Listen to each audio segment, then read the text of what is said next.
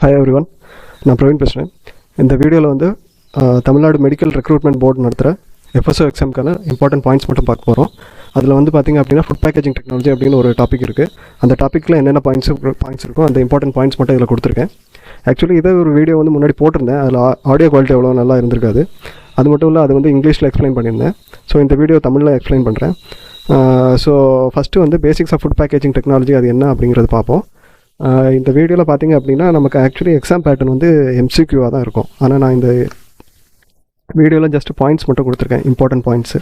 எம்சிக்யூவாக படிக்கிறத விட பாயிண்ட்ஸாக படித்தோம் அப்படின்னா கொஞ்சம் ஞாபகம் வைக்கிறது கொஞ்சம் அது ஈஸியாக இருக்கும். ஸோ ஃபஸ்ட்டு பாயிண்ட் என்ன அப்படின்னா, ஃபஸ்ட்டு ஃபோல்டிங் கட்டன் வந்து கமர்ஷியலாக எப்போ யூஸ் பண்ணியிருப்பாங்க அப்படின்னு பார்த்தீங்கன்னா 1897 தான் யூஸ் பண்ணியிருக்காங்க. ஃபோல்டிங் கட்டனை நம்ம இன்றைக்கி யூஸ் பண்ணுறோம்ல, அதாவது அவுட்டர் பேக்கேஜிங், அந்த மாதிரி ஃபோல்டிங் கட்டன் ஃபஸ்ட்டு யூஸ் பண்ணது வந்து 1897 தான் யூஸ் பண்ணியிருக்காங்க. அது வந்து எந்த கம்பெனி யூஸ் பண்ணிச்சு அப்படின்னா நபிஸ்கோ அப்படிங்கிற கம்பெனி தான் யூஸ் பண்ணியிருக்காங்க. அதாவது நேஷனல் பிஸ்கட் கம்பெனி. அவங்க வந்து அவங்களோட யூனிட் ஆஃப் பிஸ்கட்டை பேக் பண்ணுறதுக்காக ஃபஸ்ட்டு வந்து யூஸ் பண்ணியிருக்காங்க. ஸோ எந்த வருஷம் அப்படின்னு கேட்டாங்கன்னா 1897. அடுத்தால வந்து டேர்ம் பிளாஸ்டிக். அதாவது பிளாஸ்டிக் வந்து பேக்கேஜிங்க்கு ரொம்ப முக்கியமான ஒரு ப்ராடக்ட் வந்து பிளாஸ்டிக் தான். எந்த ஒரு பேக்கேஜிங் பார்த்திங்கன்னாலுமே அதில் வந்து பிளாஸ்டிக் இருக்கும். அந்த பிளாஸ்டிக் அப்படிங்கிற வார்த்தை வந்து பிளாஸ்டிகோஸ் அப்படிங்கிற க்ரீக் வார்த்தையிலேருந்து தான் வந்திருக்கு. ஸோ அது வந்து என்ன வார்த்தை அப்படின்னா க்ரீக் மொழியிலேருந்து வந்தது.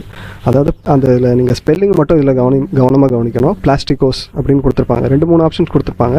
இப்போ சப்போஸ் எம்சிக்யூவில் கொடுத்தாங்க அப்படின்னா PLASTICOS அப்படின்னு கொடுத்துருப்பாங்க, இல்லை PLASTIKOS அப்படின்னு கொடுத்துருப்பாங்க, இல்லை வேறு மாதிரியும் கொடுத்துருப்பாங்க. ஆனால் கரெக்ட் ஆன்சர் வந்து PLASTIKOS.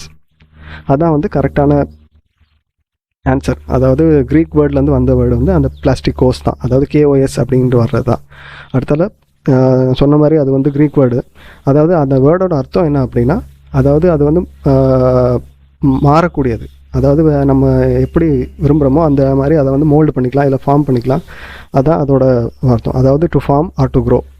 அடுத்தால ரிட்டார்ட் பவுச் வந்து ஒரு packaging material. Actually retort pouch பார்த்திங்க அப்படின்னா நமக்கு வந்து மில்க் பேக் பண்ணுறதுக்கு இல்லை ஜூஸ் பேக் பண்ணுறதுக்கெல்லாம் இப்போ யூஸ் பண்ணுறாங்க. அதில் வந்து ஆக்சுவலி ரிட்டார்ட் பவுச் வந்து 4 பேக்கேஜிங் மெட்டீரியலால் ஆகிருக்கும். அதாவது ரிட்டார்ட் பவுச்சுங்கிறதுல ஒரு 4 பேக்கேஜிங் மெட்டீரியல் கம்பைன் பண்ணி தான் ரிட்டார்ட் பவுச் உருவாக்குவாங்க. அது என்னென்ன அப்படின்னு பார்த்திங்க அப்படின்னா, ஒன்று வந்து பாலிப்ரோபிலின், அடுத்தால நைலான், அடுத்தால அலுமினியம் ஃபாயில், அடுத்தால பாலிஸ்டர். இந்த 4 இதையும் ஞாபகம் வச்சுக்கோங்க. ரிட்டார்ட் பவுச் வந்து 4 மெட்டீரியலால் ஆனது. ஒன்று வந்து பாலிப்ரோபிலின், அடுத்தால வந்து நைலான், அடுத்தால அலுமினியம் ஃபாயில், அடுத்தால பாலிஸ்டர். இந்த 4 எப்படி இருக்கும், எதுக்காக எதுன்னு சொல்கிறேன். இந்த பாலிப்ரோபிலின் அப்படிங்கிறதுல வந்து ஃபுட் காண்டாக்ட் லேயர், அதாவது ஃபுட்டை காண்டாக்ட். இப்போ மில்க் இருக்குன்னா மில்க் வந்து காண்டாக்ட் பண்ணிகிட்டு இருக்கிறது வந்து பாலிப்ரோபிலினில் தான் காண்டாக்ட் பண்ணிகிட்டு இருக்கும். நைலான் வந்து அப்ராஷன் ரெசிஸ்டன்ஸ், அதாவது எந்த தேய்மானமும் இல்லாமல் பார்த்துக்கிறது நைலான். அடுத்தால அலுமினியம் ஃபாயில் வந்து பேரியர் லேயர், தடுப்பு, ஏதோ லைட்டோ கேஸோ அது வந்து தடுக்கிறது. பாலியஸ்டர் வந்து அவுட்டர் லேயர், அதாவது இந்த பிரிண்டிங் டீட்டெயில்ஸ்லாம் போட்டிருப்பாங்கல்ல, அது வந்து பாலியஸ்டரில் தான் பண்ணியிருப்பாங்க. அது எந்த வருஷம் ஃபஸ்ட்டு கண்டுபிடிச்சாங்க அப்படின்னு கேட்டிங்கன்னா, ஃபஸ்ட்டு யூஸ் பண்ண தொடங்குறது வந்து 1950 யூஸ் பண்ணியிருக்காங்க. அடுத்தால ஃபஸ்ட்டு மனுஷன் உருவாக்கின பிளாஸ்டிக் வந்து பார்க்கசைன் அப்படிங்கிறது தான் ஃபஸ்ட்டு பிளாஸ்டிக். பார்க்கசைனுக்கு இன்னொரு பேரும் இருக்குது, அதுக்கு பேர் வந்து நைட்ரோசெல்லுலோஸ். ஃபஸ்ட்டு பிளாஸ்டிக் எது அப்படின்னு கேட்டாங்கன்னா மேன்மேட் பிளாஸ்டிக்னா அது வந்து பார்க்கசைன் தான். இப்போது நமக்கு கொஸ்டின் வந்து எம்சிக்யூவாக கேட்கும்போது ஒரு 4 ஆப்ஷன் கொடுத்து அதில் வந்து எந்த பிளாஸ்டிக் ஃபஸ்ட்டு உருவாக்கியிருக்காங்க அப்படின்னு கேட்டால் பார்க்கசைன் அப்படின்னு சொல்லலாம். இல்லை ட்ரூ ஆர் ஃபால்ஸு அப்படின்னு கேட்டாங்க அப்படின்னா ஆமாம் true, Parkesine is first man made plastic அப்படின்னா ட்ரூன்னு சொல்லலாம். பார்க்கசைன் இன்னொரு பேர் என்ன அப்படின்னா நைட்ரோசெல்லுலோஸ். ஆக்சுவலி இதை கண்டுபிடிச்சது வந்து 1856 கண்டுபிடிச்சிருக்காங்க. கண்டுபிடிச்சிருக்க பேர் வந்து அலெக்சாண்டர் பார்க்கஸ். அடுத்தால ஃபஸ்ட்டு கமர்ஷியல் பேப்பர் போர்டு எப்போது யூஸ் பண்ணாங்க அப்படின்னா 1817. இந்த வருஷம் எல்லாம் ஞாபகம் வச்சுக்கோங்க. இந்த வருஷத்தை தான் மோஸ்ட்லி எம்சிக்யூவில் கேட்பாங்க. ஃபஸ்ட்டு கமர்ஷியல் பேப்பர் போர்டு எப்போ உருவாக்கியிருக்காங்க அப்படின்னா 1817 உருவாக்கியிருக்காங்க. உருவாக்குனது யாருன்னா ஒரு கம்பெனி, ட்ரிவர்டன் அண்ட் சன் அப்படிங்கிற ஒரு கம்பெனி தான் உருவாக்கியிருக்கு ஃபஸ்ட்டு பேப்பர் போர்டை. அடுத்தால ஃபஸ்ட்டு ஃபோல்டிங் பாக்ஸ் யூஸ் பண்ணது யார் அப்படின்னா குவேக்கர் அப்படிங்கிற கம்பெனி 1884 யூஸ் பண்ணியிருக்காங்க. ஃபஸ்ட்டு உங்களுக்கு குவேக்கர் அப்படிங்கிற கம்பெனி மோஸ்ட்லி தெரிஞ்சிருக்கும் எல்லாருக்கும். ஓட்ஸ் மேனுஃபேக்சர் பண்ணுற கம்பெனி. அவங்க வந்து ஃபஸ்ட்டு 1884 அவங்களோட ப்ராடக்ட் ஓட்ஸ், அதாவது ஒயிட் ஓட்ஸை பேக்கேஜ் பண்ணுறதுக்காக ஃபஸ்ட்டு ஃபோல்டிங் பாக்ஸ் வந்து யூஸ் பண்ணியிருக்காங்க. அடுத்தால செல்லோஃபைன் அப்படிங்கிறது வந்து ஒரு பாலிமரிக் ஃபில்ம், அதாவது ரீஜென்ரேட்டட் செல்லுலோஸ்லேருந்து உருவாக்கப்பட்டது தான் வந்து செல்லோஃபேன். அதை கண்டுபிடிச்சவர் யார் அப்படின்னு பார்த்தீங்கன்னா ஜாக்வஸ். இந்த செல்லோஃபேன் அப்படிங்கிறது ஃபஸ்ட்டு கண்டுபிடிச்ச ஒரு பேர் வந்து ஜாக்வஸ். அவர் வந்து எப்போ கண்டுபிடிச்சிருக்காரு அப்படின்னா 1908, அதாவது 1908 கண்டுபிடிச்சிருக்காரு. இந்த இயரை ஞாபகம் வச்சுக்கோங்க. இந்த செல்லோஃபேன் கண்டுபிடிக்கப்பட்ட வருஷம் வந்து 1908. அதை கண்டுபிடிச்சவர் வந்து ஜாக்வஸ் அப்படிங்கிறவர் கண்டுபிடிச்சிருக்காரு இந்த செல்லோஃபேனை. இயர் வந்து 1908. அது வந்து எதுலேருந்து உருவாக்கியிருக்காங்க அப்படின்னா ரீஜெனரேட்டட் செல்லுலோஸ், அதுலேருந்து உருவாக்கியிருக்காங்க. நீங்கள் ஜஸ்ட் இந்த நான் ரெட் கலரில் மார்க் பண்ணியிருக்கேன் பார்த்தீங்களா, அது வந்து கொஞ்சம் முக்கியமான பாயிண்ட்ஸ் தான். அதை கொஞ்சம் ஞாபகப்படுத்திக்கிட்டாலே போதும். அது மட்டும் இல்லை, இந்த எல்லாத்துலேயும் இந்த வருஷத்தை ஞாபகம் வச்சுங்க அப்படின்னா மோஸ்ட்லி வந்து இயர் தான் கேட்பாங்க எம்சிக்யூவில். இயரை கேட்குறதுக்கான சான்ஸ் இருக்குது. ஸோ இயரையும் யார் கண்டுபிடிச்சாங்க அப்படிங்கிறதையும் கொஞ்சம் மனசில் ஞாபகம் வச்சுக்கோங்க. அடுத்தால பெட் பாட்டில். பெட் அப்படிங்கிறது வந்து பாலிஎத்திலீன் டெராப்தலேட். இது வந்து மோஸ்ட்லி வந்து கார்பனேட்டட் பியூரேஜஸ் ஸ்டோர் பண்ணுறதுக்காக யூஸ் பண்ணுறோம். கார்பனேட்டட் பியூரேஜஸ் அப்படின்னா பெட் பாட்டில் தெரியும்ல, அந்த சோடா இல்லை வேறு ஏதோ ஒரு கூல்ட்ரிங்க்ஸு லைக் பெப்சியோ வேறு எதுவோ, அதை வந்து மோஸ்ட்லி வந்து பெட் பாட்டில்ஸ்லாம் ஸ்டோர் பண்ணுவாங்க. பெட் அப்படின்னா பாலிஎத்திலீன் டெராப்தலேட் அப்படிங்கிறது. இது வந்து எப்போ கண்டுபிடிச்சிருக்காங்க அப்படின்னா 1973 கண்டுபிடிச்சிருக்காங்க. கண்டுபிடிச்சவரோட பேர் வந்து நத்தானியல் வயத். நீங்கள் இதில் கவனிக்க வேண்டியது வந்து எந்த வருஷம் கண்டுபிடிச்சிருக்காங்க அப்படிங்கிறது 1973 கண்டுபிடிச்சிருக்காரு நத்தானியல் அப்படிங்கிறவர். இந்த பெட் பாட்டில், பெட் அதாவது பாலிஎத்திலீன் டெராப்தலேட் யூஸ் பண்ணி பாட்டில் உருவாக்குறது வந்து 1973 கண்டுபிடிச்சிருக்காங்க. யார் கண்டுபிடிச்சது அப்படின்னா நத்தானியல் வைத் அப்படிங்கிறவர் தான் கண்டுபிடிச்சிருக்காரு. இது வந்து எப்படின்னா ஒரு பாலிஸ்டர் விதத்தை சேர்ந்தது. இந்த பெட் பாட்டில்ங்கிறது வந்து பாலிஸ்டர் விதத்தை சேர்ந்தது. இது வந்து மோஸ்ட்லி கார்பனேட்டட் பியூரேஜஸ், அதாவது நான் சொன்ன மாதிரி CO2 யூஸ் பண்ணி மேனுஃபேக்சர் பண்ணுறது, சோடாவாகட்டும் இல்லை பெப்சியோ கோகோ அந்த மாதிரி பட்டது. அடுத்தால வந்து எடிபிள் பேக்கேஜிங் வந்து கண்டுபிடிச்ச வருஷம் வந்து 2012. அந்த பேக்கேஜிங் ஹிஸ்ட்ரியிலே மோஸ்ட் ரீசென்ட்லி அது வந்து எடிபிள் பேக்கேஜிங்னு கூட சொல்லலாம். எங்க 2012 கண்டுபிடிச்சிருக்காங்க. அதாவது இதுக்கு இன்னொரு பேர் இருக்குது. எடிபிள் பேக்கேஜிங்னா பயோடிகிரேடபிள் பேக்கேஜிங். அதாவது இந்த பேக்கேஜிங்கில் உள்ள மெட்டீரியல் வந்து ஈஸியாக அதோட லைஃப் வந்து கம்போஸ்ட் ஆயிரும். அதாவது நம்ம ட்ரெடிஷ்னல் பேக்கேஜிங்னா பிளாஸ்டிக் யூஸ் பண்ணிட்டு இருந்தோம். அது வந்து அவ்வளோ ஈஸியாக மக்கி போகாது. ஆனால் எடிபிள் பேக்கேஜிங் அப்படிங்கிறது வந்து மோஸ்ட்லி இயற்கையான பொருள்களை வச்சு உருவாகிறது தான். அது வந்து ஃபுட் ராப்ட் இன் ஃபுட் அப்படின்னு கூட சொல்லுவாங்க. அது வந்து கண்டுபிடிச்சது வந்து 2012. அந்த இயரை ஞாபகம் வச்சுக்கோங்க. அப்புறம் கண்டுபிடிச்சது யார் அப்படின்னா விக்கி ஃபுட்ஸ் அலாங் வித் ஸ்டோனிஃபீல்டு. எப்போ கண்டுபிடிச்சிருக்காங்கன்னா 2012. அந்த இயரை ஞாபகம் வச்சுக்கோங்க. அப்புறம் நைலான் எப்போ முறையாக கண்டுபிடிச்சிருக்காங்க அப்படின்னா 1935. நைலான் கண்டுபிடிக்கப்பட்ட வருஷம் வந்து 1935. அதை கண்டுபிடிச்சவங்க வந்து ஒரு ரிசர்ச் டீம் டூ பாயிண்ட் அப்படிங்கிற இடத்துல ஒரு ரிசர்ச் டீம் வந்து கண்டுபிடிச்சிருக்காங்க. அது கண்டுபிடிக்கப்பட்ட வருஷம் வந்து 1935. அதை ஞாபகம் வச்சுக்கோங்க, 1935. அது கண்டுபிடிச்ச ஒரு பேர் அப்படின்னா அவங்க வந்து அமெரிக்கன் கெமிஸ்ட். பேர் வந்து வெல்லாஸ், WALLACE. நீங்கள் மோஸ்ட்லி இந்த ப்ராடக்ட் என்ன, அது எந்த வருஷம் கண்டுபிடிச்சாங்க, அது அவ்வளோ தெரிஞ்சுக்கிட்டாலே, எந்த வருஷத்துலேருந்து அது யூஸ்க்கு வந்தது அப்படின்னு தெரிஞ்சுக்கிட்டாலே போதும். இதுதான் பேசிக்ஸ் ஆஃப் ஃபுட் பேக்கேஜிங்கில். இந்த என்னென்ன ப்ராடக்ட்டு எப்பப்போ கண்டுபிடிச்சாங்க, அது மோஸ்ட்லி யார் கண்டுபிடிச்சிருப்பாங்க, எப்போலேருந்து யூஸுக்கு வந்தது, இதை தெரிஞ்சுக்கிட்டாலே போதும். அடுத்தால இப்போ வந்து ஃபுட் பேக்கேஜிங் லாஸ் பற்றி பார்க்கலாம். அடுத்தால food packaging and standards act. உங்களுக்கு தெரியும்ல, FSSAI ஆக்ட். அதாவது இப்போ 2011 இம்ப்ளிமெண்ட் பண்ணியிருப்பாங்க. அது வந்து ஆக்சுவலி ஃபஸ்ட்டு 2006 ஆக்டாக வந்துருச்சு. அதில் வந்து FSS ஆக்ட் அப்படின்ட்டு அதில் வந்து எவ்வளோ செக்ஷன் இருக்குது பார்த்தீங்க அப்படின்னா 101 செக்ஷன் இருக்குது. அது FSSAI லாவை வர்றதுக்கு முன்னாடி FSS ஆக்ட் இருந்தது. அது வந்து 2006 எனக்ட் பண்ணியிருக்காங்க. அதில் வந்து பார்த்தீங்க அப்படின்னா 101 செக்ஷன் இருக்குது. அந்த எவ்வளோ செக்ஷன் இருக்குது அப்படிங்கிறத ஞாபகம் வச்சுக்கோங்க. அடுத்தால NABL அப்படின்னா national accreditation board for testing and calibration of laboratories.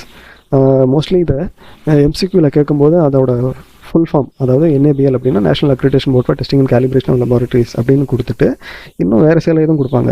எப்படின்னா national accreditation board for certification of laboratories அந்த மாதிரி வேறு இதெல்லாம் கொடுப்பாங்க. ஆனால் கரெக்ட் ஆன்சர் வந்து national accreditation board for testing and calibration of laboratories. அதை ஞாபகம் வச்சுக்கோங்க. அடுத்தால BIS, அதாவது பியூரோ ஆஃப் இந்தியன் ஸ்டாண்டர்ட்ஸ். அது வந்து எதுக்கு சர்டிஃபிகேஷன் கொடுக்குறாங்க அப்படின்னா ப்ராடக்ட்டுக்கு. BIS வந்து ப்ராடக்ட்டுக்கான ஸ்பெசிஃபிக் சர்டிஃபிகேஷன் கொடுக்குறது தான். அடுத்தால ISO வந்து ப்ராசஸ் ஸ்பெசிஃபிக் சர்டிஃபிகேஷன்.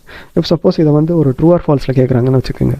அப்போது என்ன கொடுக்குறாங்க, BIS gives வந்து ப்ராசஸ் ஸ்பெசிஃபிக் சர்டிஃபிகேஷன் அப்படின்னு சொன்னாங்கன்னா அது வந்து ஃபால்ஸ். BIS எப்போவுமே கொடுக்குறது வந்து ப்ராடக்ட் ஸ்பெசிஃபிக் சர்டிஃபிகேஷன் தான் BIS கொடுக்கும். ISO கொடுக்குறது தான், அதாவது இன்டர்நேஷனல் ஆர்கனைசேஷன் ஃபார் ஸ்டாண்டர்டைசேஷன், அவங்க கொடுக்குறது தான் ப்ராசஸ் ஸ்பெசிஃபிக். ஆனால் BIS கொடுக்குறது வந்து எப்போவுமே ப்ராடக்ட் ஸ்பெசிஃபிக் சர்டிஃபிகேஷன் தான். அடுத்தால CSE, அதாவது கோடெக்ஸ் அலிமெண்டேரியஸ் கமிஷன். இது எந்த வருஷம் வந்து எஸ்டாப்ளிஷ் பண்ணியிருக்காங்கன்னா 1961. இதில் கவனிக்க வேண்டிய வருஷம் என்ன அப்படின்னா, எஸ்டாப்ளிஷ் பண்ண வருஷம் வந்து 1961. ஆனால் அது ஃபஸ்ட்டு மீட்டிங் ஹெல்டு வந்து 1963. இதில் எப்போ ஃபஸ்ட்டு எஸ்டாப்ளிஷ் பண்ணது, எப்போ ஃபஸ்ட்டு மீட்டிங் நடந்தது, அதாவது ஃபஸ்ட்டு எப்போ ஆர்கனைஸ் பண்ணாங்க மீட்டிங், அதில் வந்து அந்த இயரை ஞாபகம் வச்சுக்கோங்க. இதை ஃபஸ்ட்டு எஸ்டாப்ளிஷ் பண்ண வருஷம் வந்து 1961. எஸ்டாப்ளிஷ் பண்ணது யாருன்னா FAO, யுனைடெட் நேஷன்ஸோட ஃபுட் அண்ட் அக்ரிகல்ச்சர் ஆர்கனைசேஷன் வந்து ஃபஸ்ட்டு எஸ்டாப்ளிஷ் பண்ணது 1961. ஆனால் ஃபஸ்ட்டு மீட்டிங் நடந்தது வந்து 1963. அதில் எஸ்டாப்ளிஷ்க்கும் மீட்டிங் நடந்ததுக்கும் அதுக்கான வித்தியாசத்தை தெரிஞ்சுக்கோங்க. அந்த இயரை மட்டும் ஞாபகம் வச்சுக்கோங்க. அப்புறம் FDA அப்படிங்கிற ஃபுட் அண்ட் ட்ரக் அட்மினிஸ்ட்ரேஷன். இந்த FDA வந்து யூஎஸோட ஃபுட் அண்ட் ட்ரக் அட்மினிஸ்ட்ரேஷன். அதை வந்து எஸ்டாப்ளிஷ் பண்ண வருஷம் வந்து 1906. சரிங்களா? யுனைடெட் ஸ்டேட்ஸில் 1906 அதை வந்து எஸ்டாப்ளிஷ் பண்ணியிருக்காங்க. By the department of health and human services, united ஸ்டேட்ஸில் பண்ணியிருக்காங்க. அடுத்தால எக்ஸ்பிரி டேட். எக்ஸ்பிரி டேட்டுக்கு இன்னொரு பேர் வந்து யூஸ் பை டேட். எக்ஸ்பிரி டேட்னா, இப்போ ஒரு ப்ராடக்ட் இருக்குன்னு வச்சுக்கோங்க, அந்த எக்ஸ்பிரி டேட்டு கொடுத்துருக்காங்க, ஏதோ ஒரு கேர்டு கொடுத்துருக்காங்களோ இல்லை மில்க் கொடுத்துருக்காங்களோ, அதில் எக்ஸ்பிரி டேட் கொடுத்துருக்காங்க அப்படின்னா அந்த டேட்டுக்குள்ளே அந்த ப்ராடக்ட்டை யூஸ் பண்ணிடணும். ஏன்னா அதோட லைஃப் வந்து அதுக்கு மேலே அது கெட்டு போயிடும். அதுக்கு மேலே யூஸ் பண்ணுறதுக்கு அதில் வந்து யூஸ் பண்ணக்கூடாது. அதாவது மைக்ரோபியல் ஆக்ஷன்ஸ் வந்து அதில் வந்து ஸ்டார்ட் ஆகி that is not good for health. அதாவது அது வந்து நம்ம ஹெல்த்துக்கு உகந்ததாக இருக்காது. அதனால அது வந்து எக்ஸ்பிரி டேட்டு. எக்ஸ்பிரி டேட்டுக்கு இன்னொரு பேர் வந்து யூஸ் பை டேட். அதாவது அந்த டேட்டுக்குள்ளே அதை வந்து யூஸ் பண்ணியே ஆகும். இன்னொரு டேட் இருக்குது இதே மாதிரி, பெஸ்ட் பிஃபோர் டேட் அப்படின்னு சொல்லுவாங்க. பெஸ்ட் பிஃபோர் டேட்னா வந்து அந்த டேட்டு வரைக்கும் அதோட குவாலிட்டி வந்து நல்லாயிருக்கும். ஆனால் அதுக்கப்புறம் கூட நம்ம ப்ராடக்டை யூஸ் பண்ணிக்கலாம். ஆனால் அதோட குவாலிட்டி வந்து அந்த அளவுக்கு இருக்காது. அதனால எக்ஸ்பிரி டேட்டும் பெஸ்ட் பிஃபோர் டேட்டும் கம்ப்ளீட்டாக வேறு. எக்ஸ்பிரி டேட்டுக்கு இன்னொரு பேர் வந்து யூஸ் பை டேட்டு. அது வந்து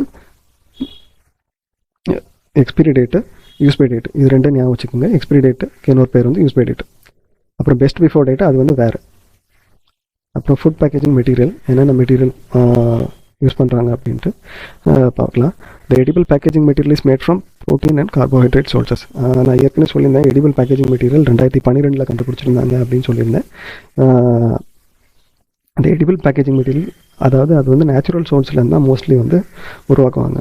அது வந்து மோஸ்ட்லி பார்த்திங்கன்னா ப்ரோட்டீன் சோர்ஸாக இருக்கலாம், இல்லை கார்போஹைட்ரேட் சோர்ஸாக இருக்கலாம், இல்லை லிப்பிட் சோர்ஸாக இருக்கலாம். ஒன்று பிளான்ட் மெட்டீரியலு, அந்த மோஸ்ட்லி வந்து நேச்சுரல் மெட்டீரியல் தான் இதை வந்து மேனுஃபேக்சர் பண்ணுவாங்க. அப்போ எடிபிள் பேக்கேஜிங் எதுலேருந்து மேனுஃபேக்சர் பண்ணுறாங்க அப்படின்னு கேட்டாங்க. இஃப் சப்போஸ் MCQவில் கொடுத்துருந்தாங்க அப்படின்னா ப்ரோட்டீன் அண்ட் கார்போஹைட்ரேட் சோர்சஸ்னால் அதை நீங்கள் டிக் பண்ணிக்கலாம். அதுதான் கரெக்டான ஆன்சர். அடுத்தல ஆசிட் கிளிசராயில் அப்படிங்கிறது வந்து ஒரு எடிபிள் பேக்கேஜிங் மெட்டீரியல். அது வந்து எதுலேருந்து பண்ணுறாங்க அப்படின்னா லிப்பிட்ஸ்லேருந்து பண்ணக்கூடிய ஒரு edible packaging material acid glycerol அப்படிங்கிறது வந்து. அடுத்தால ஜீலேஷனுக்கு இன்னொரு பேர் வந்து தெர்மல் கோஆகுலேஷன் கூட சொல்லலாம்.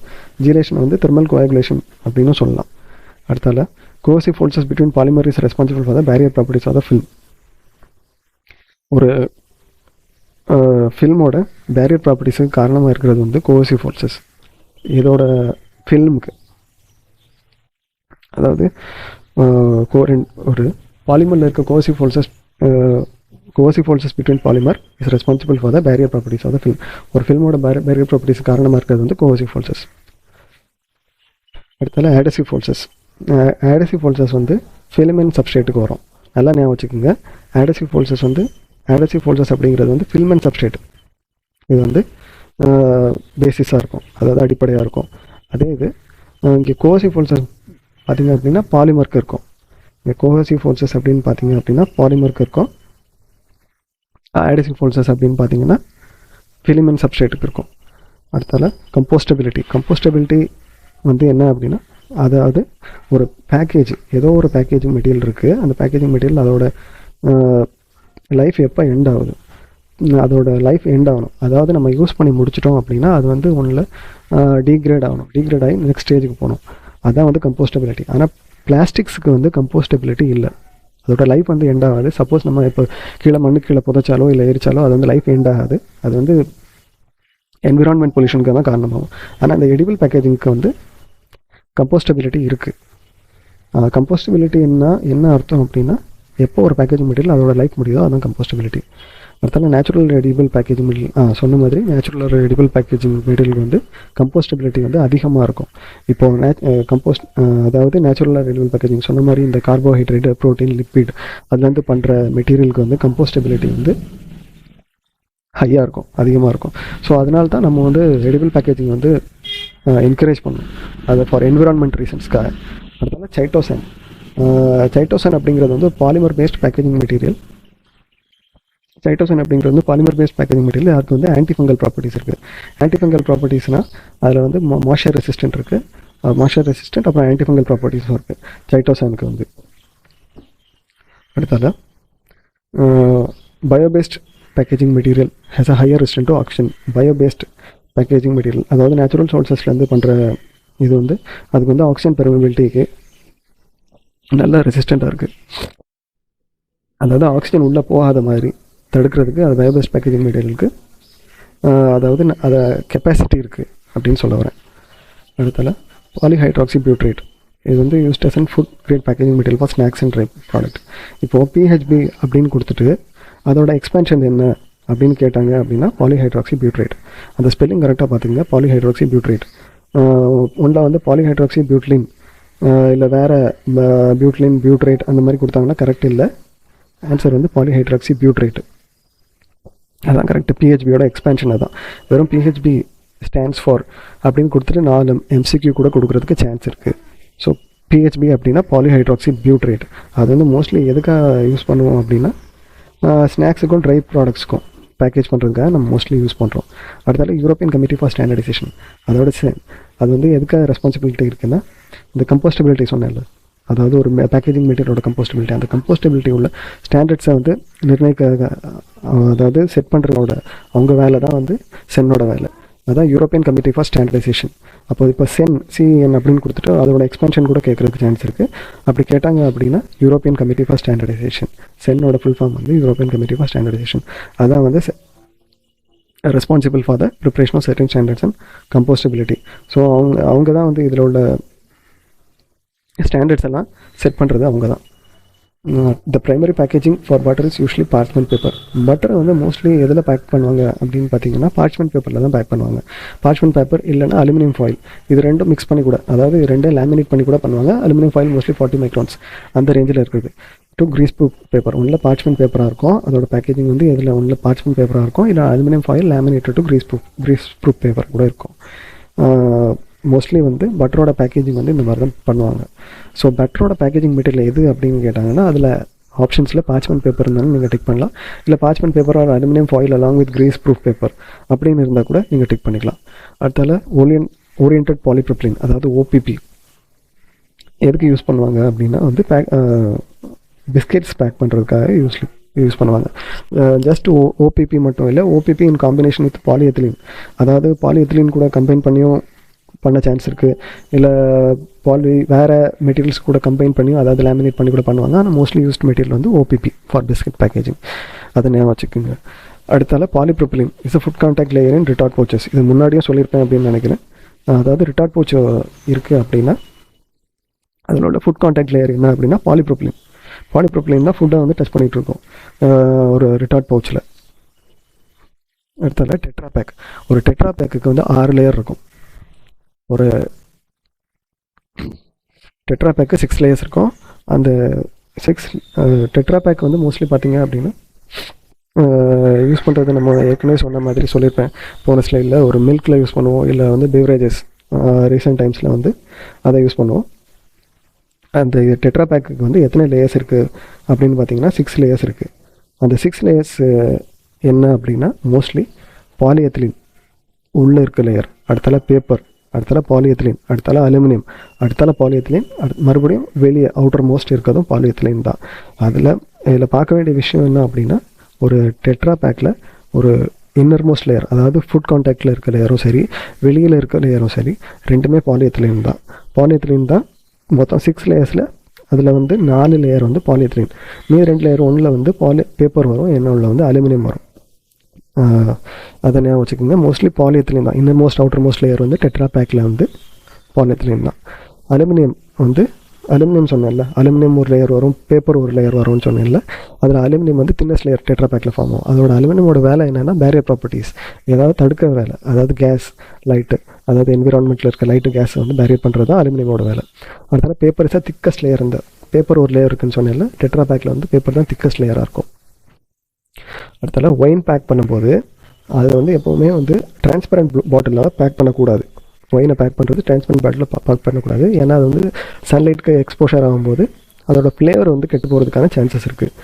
அதனால் ஒயினை வந்து எப்போவுமே பேக் பண்ணும்போது டிரான்ஸ்பரண்ட் கிளாஸில் பேக் பண்ணக்கூடாது.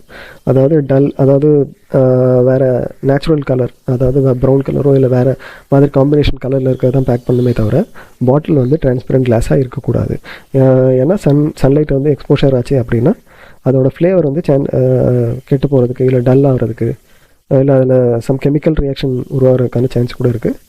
அதனால் டிரான்ஸ்பரண்ட் பாட்டிலில் ஒயினை பேக் பண்ணக்கூடாது. அடுத்தால நைட்ரஜன் கேஸ் வந்து இப்போ ஒயின் மேனுஃபேக்சர் பண்ணுற கேன்ஸில் வந்து எந்த கேஸை வந்து ஃபில்லர் கேஸாக யூஸ் பண்ணுறாங்கன்னா நைட்ரஜன் கேஸு. அது எதுக்கு நைட்ரஜன் கேஸ் யூஸ் பண்ணுறாங்க அப்படின்னா அந்த கேனில் இருக்க இன்டர்னல் ப்ரெஷரை வந்து மெயின்டைன் பண்ணுறதுக்காக தான் நைட்ரஜன் கேஸ் யூஸ் பண்ணுறாங்க. இல்லை அப்படின்னா அந்த கேன்ஸ் வந்து கொலாப்ஸ் ஆகிடும். அதனால தான் நைட்ரஜன் கேஸ் வந்து ஃபில்லர் கேஸாக யூஸ் பண்ணுறாங்க. அடுத்தால பாலிஎத்திலீன் டெராப்திலேட் பெட். நான் ஏற்கனவே போன ஸ்லைடில் முன்னாடி இந்த ஸ்லைட்லேயே சொல்லியிருப்பேன். பாலிஎத்திலீன் டெராப்திலேட் வந்து கார்பனேட்டட் பிவரேஜஸ்க்காக யூஸ் பண்ணுறாங்க அப்படின்னு சொல்லியிருப்பேன். இங்கே என்னென்னா பாலிஎத்திலீன் டெராப்திலேட் வந்து ட்ரேஸ் மேனுஃபேக்சர் பண்ணுறதுக்காக யூஸ் பண்ணுறாங்க. ட்ரேஸ் வந்து எந்த ட்ரேஸ் அப்படின்னா மைக்ரோவேவ் ஓவன்ஸில் இருக்க ட்ரேஸ் யூஸ் பண்ணுறதுக்காக. அதாவது மைக்ரோவேவ் ஓவன்ஸில் வந்து டெம்பரேச்சர் வந்து ரொம்ப ஹையில் இருக்கும். பார்த்திங்கன்னா 140 to 160 டிகிரிஸ் வந்து ரேஞ்ச் ஆகும். ஸோ அந்த டெம்பரேச்சரை வித்ஸ்டாண்ட் பண்ணுறதுக்காக ட்ரேஸ் வந்து யூஸ் பண்ணுறது வந்து பாலிஎத்திலீன் டெராப்திலேட். அது ஏன்னா அது வந்து பாலிஎத்திலீன் டெராப்திலேட்டுக்கு ஹை டெம்பரேச்சரை வித்ஸ்டாண்ட் பண்ணுறதுக்கான கேப்பபிலிட்டி தகுதி இருக்குது. அப்படிங்கிறதுனால மைக்ரோவேவ் ஓவனில் யூஸ் பண்ணுற ட்ரேஸ் வந்து பாலிஎத்திலீன் டெராப்திலேட்டாக தான் இருக்கும். ஸோ இந்த பேக்கேஜிங் வீடியோவில் இவ்வளோ தான் கொடுத்துருக்கேன். உங்களுக்கு ஏதாவது சஜஷன்ஸோ கமெண்ட்ஸோ இல்லை வேறு ஏதாவது இம்பார்ட்டன்ட் டாபிக்ஸ் பற்றி டிஸ்கஸ் பண்ணணும் அப்படின்னு இருந்தாலும் நீங்கள் சஜஷன்ஸில் கொடுக்கலாம். எல்லா சஜஷன்ஸுமே கமெண்ட்ஸில் கொடுங்க. ஆக்சுவலி இந்த ஃபுட் சேஃப்டி ஆஃபீஸர் எக்ஸாமுக்கான எல்லா டாப்பிக்குமே கவர் பண்ணணுன்னு தான் பிளானு. டைம் இருக்கா என்ன அப்படின்னு தெரியல. உங்களுக்கு வந்து பர்சனலாக ஏதாவது சஜஷன், அதாவது இந்த டாப்பிக்கில் இருந்து நிறையா வெயிட்டேஜ் இருக்கும், அதாவது நிறைய மார்க்ஸுக்கு இந்த டாப்பிக்லேருந்து கவர் பண்ணுவாங்க அப்படின்னு உங்களுக்கு பர்சனலாக ஏதாவது ஒப்பீனியன் இருந்ததுன்னா அதையும் கமெண்ட் பாக்ஸில் கொடுங்க. Okay, thank you.